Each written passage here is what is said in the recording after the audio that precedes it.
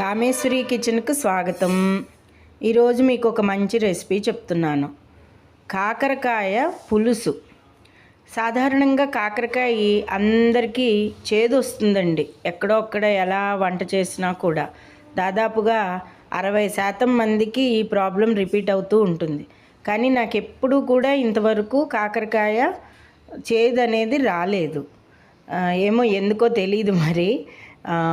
అయితే ఈ కాకరకాయ ఒకవేళ చేదు వచ్చే వాళ్ళకు ఒక చిన్న టిప్ చెప్తాను చూడండి. మజ్జిగ ఉప్పు వేసి అందులో కాసేపు నానబెట్టేసి ముక్కలన్నీ బాగా గట్టిగా దాన్ని పిసికి పిండేసి మజ్జిగలోంచి బయటికి తీసి పిండేసి అప్పుడు మీరు కూర పులుసు అవన్నీ వండుకోండి.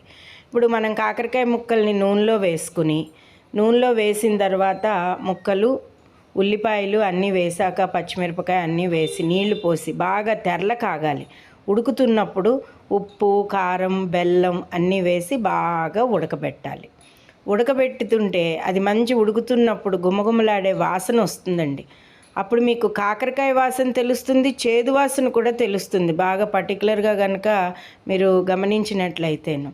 అయితే ఈ కాకరకాయ పులుసు అతి చిక్కగా ఉండకూడదు, అతి పల్చగానూ ఉండకూడదండి. మీడియంగా అది ఇలా ఉంటే బాగుంటుంది. చూసారా ఇలా ఉండాలి కాస్త. మరి అలా చిక్కగా ఉన్నా కూడా పులుసు కూర తిన్నట్టుగా ఉంటుంది కదా. అందులోనే కొంచెం వరిపిండిని తగినంత మీరు ఎంత పదార్థం చేస్తున్నారో దానికి తగ్గట్టుగా నీళ్ళల్లో కలిపి ఇందులో వేసేయాలి. బెల్లం అనేది కొంతమంది ఎక్కువ తింటారు, కొంతమంది తక్కువ తింటారు. ఇంకోటి ఏంటంటే కాకరకాయ చేసేటప్పుడు ఆ గింజలన్నీ గీకేస్తారు, పైనంతా ఇలా గరగరలాడేదంతా తీసేస్తారు. అవి ఏమి తీయద్దు. ఇవన్నీ కూడా ప్రోటీన్ ఫుడ్. కాకరకాయ వల్ల మనకు వచ్చేది ఔషధ గుణాలు ఉన్నది. కాకరకాయని కాకరకాయలాగే వండుకుంటే బాగుంటుంది. అలా బాగా ఉడికిన పదార్థాలలో శుభ్రంగా ఇలా గుమ్మగుమ్మలాడే ఇంగుపో పెట్టుకోవచ్చు. అలాగే వెల్లుల్లిపాయ కావాల్సిన వాళ్ళు వెల్లుల్లిపాయ వేసుకుని తింటే బాగుంటుంది. కరివేపాకు కొత్తిమీర వేసుకుని మంచి వేడివేడి అన్నంలో పక్కన కందిపొడి కానీ గుల్లశనగపప్పు పుట్నాల పొడి కానీ నూపప్పు పొడి కానీ పెట్టుకుని నంచుకుని తింటే అబ్బబ్బబ్బా సూపర్ అంటే సూపర్. మీ కామెంట్స్ తెలియపరచండి.